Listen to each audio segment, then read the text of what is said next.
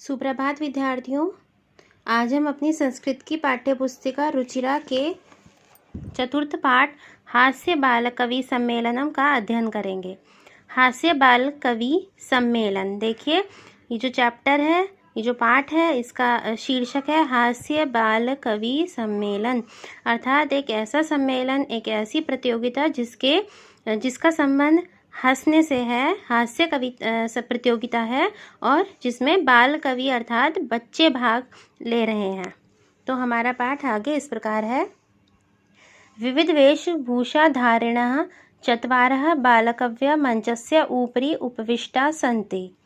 अधश्रोतार हास्य कविता श्रवताय उत्सुका सन्ति, कोलाहलं च कुर्वन्ति।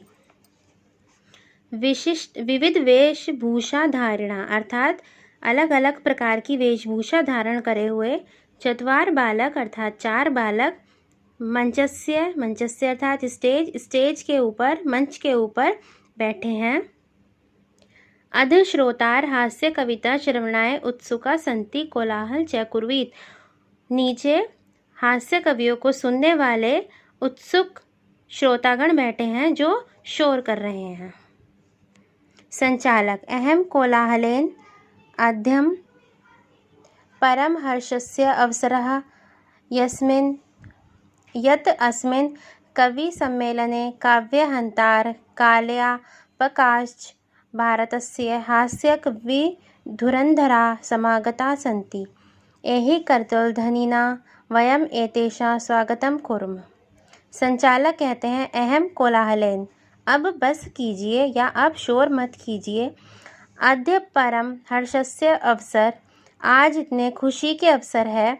यह तस्मिन कवि सम्मेलने, और हमारे साथ इस कवि सम्मेलन में काव्य हंतार, काव्य को नष्ट करने वाले, कालिया पकाच, समय को बेकार करने वाले भारत के हास्य कवि धुरंधरा, श्रेष्ठ हास्य कवि आए हैं। एहि करतलध्वनिना वयम एतेषां स्वागत कुर्म, करतलध्वनि अर्थात तालियों की गूंज के साथ उनका स्वागत करें। गजाधर सर्वेभ्यो अरसिकेभ्यो नमो नमः। सभी नीरस व्यक्तियों को, अरसिकेभ्यो अर्थात नीरस व्यक्ति, सभी नीरस व्यक्तियों को मेरा प्रणाम या मेरा नमस्कार। प्रथम तावद अहम आधुनिक वैद्यम, पहले मैं आधुनिक वैद्य अर्थात आजकल के वैद्यों अर्थात डॉक्टरों के बारे में कुछ कहना चाहता हूँ। उदिश्च स्वकीयम काव्यम श्राव्यामि, मेरा काव्य इस प्रकार है। वैद्यराज नमस्तुभ्यम यमराज सहोदर, यमस्तु हरणी प्राणान वैद्य प्राणान धनानि च। वैद्यराज, हे वैद्यों में राज, आपको मेरा प्रणाम है। यमराज सहोदर, क्या आप यमराज के भाई हैं। यमस्तु हरति प्राणान वैद्य, यमराज तो केवल प्राणों को हरते हैं। वैद्य प्राणान धनानि च, जबकि वैद्य प्राणों को और धनों को, दोनों को हर लेते हैं, उनका हरण कर लेते हैं। सर्वे उच्च हसंती, सभी उच्च स्वर में हंसे। फिर कालांतक नाम के कवि की बारी आई। कालांतक ने कहा, अरे वैद्यास्तु सर्वत्र परंतु न ते मादृशा कुशला जनसंख्या निवारणे। अरे वैद्य तो सभी जगह नहीं होते, मादृशा कुशला जनसंख्या निवारणे, परंतु वो मेरी तरह जनसंख्या क्या निवारण करने में कुशल नहीं है। ममापि काव्यम इदम श्रवन्तु भवन्त, मेरा काव्य इस प्रकार है, सुनिए। चितां प्रज्वलितां दृष्ट्वा वैद्यो विस्मयमागतः, चिता को प्रज्वलित यानी जलते हुए देखकर वैद्य को यानी जो वैद्य है उसको आश्चर्य हुआ। नाहम गतो न मे, ना ही मैं वहाँ गया। भ्राता कस्येदम हस्तलाघवम, ना ही मैं वहाँ गया, ना ही मेरा भाई अर्थात यमराज, तो किसने यह हाथों की कला दिखाई। सर्वे पुनः हसंती, सभी पुनः दोबारा हंसे। तुंदिल नाम के कवि ने कहा, तुंदस्य ऊपरी हस्तम आवर्तयम, अपनी तोन के ऊपर हाथ फेरते हुए। तुंदिलो अहम भो, मैं तुंदिल हूँ। ममापि इदम काव्यम श्रुत्याम, मेरा यह काव्य है, आप सुनिए। जीवने धार्यताम, और अपने जीवन में धारण कीजिए। परान्नम प्राप्य दुर्बुद्धे माँ शरीरे दया कुरु। हे दुर्बुद्धि, दूसरों का अन्न, परा अन्न अर्थात दूसरों का अन्न, दूसरों से प्राप्त अन्न बड़ी ही मुश्किल से मिलता है। माँ शरीरे दया कुरु, दूसरों से प्राप्त अन्न बड़ी मुश्किल से मिलता है, अपने शरीर पर इस तरह दया मत करो।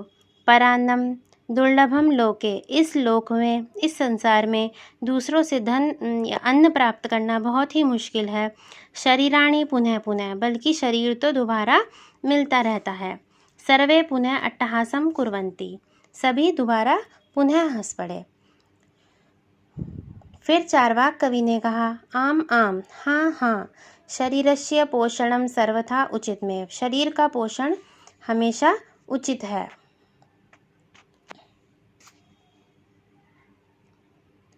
यदि धन नास्ति तदा ऋणम कृत्वापि पौष्टिक पदार्थ एवं भोक्ते, यदि धन नहीं है तो तदा ऋण कृत्वापि, ऋण लेकर, कर्ज लेकर पौष्टिक पदार्थ का पोषण करा जाए। तथा कथयति चार्वाक कवि, उसके बाद चार्वाक कवि कहते हैं, यावत जीवेत सुखम जीवेत ऋण कृत्वा घृत पीवेत, अर्थात जब तक जियो सुखी से जियो और कर्ज लेकर घी पियो।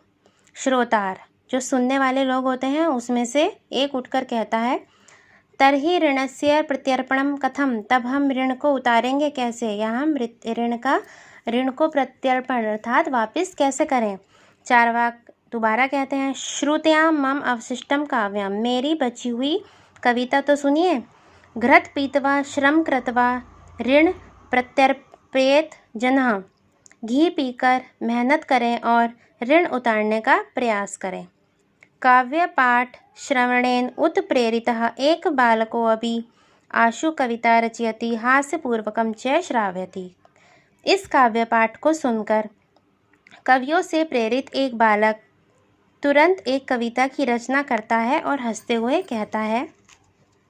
हुए वो अपनी बात को कहता है, श्रुत्याम श्रूयताम भो ममापि काम्याम, मेरा काव्य सुनो सुनो। गजाधरम कवि चैव तुंदिलम भोज्य लोलुपम, कालांतकम तथा वैद्यम चार्वाकम च नमाम्यहम। चाहे गजाधर कवि हो या तुंदिल जैसे भोज के या खाने के लोभी हों, कालांतक हों या वैद्य चार्वाक हों, सभी को मेरा नमस्कार। काव्यांतम श्रावयित्वा हा हा हा इति कृत्वा हसन्ति, काव्य को सुनकर सभी लोग हा हा हा करके हंसे। अन्ये चापि हसन्ति, और सभी जो अन्य थे वो भी वहाँ पर हंसे। सर्वे गृहं गच्छन्ति, और सभी अपने घर को चले गए। धन्यवाद।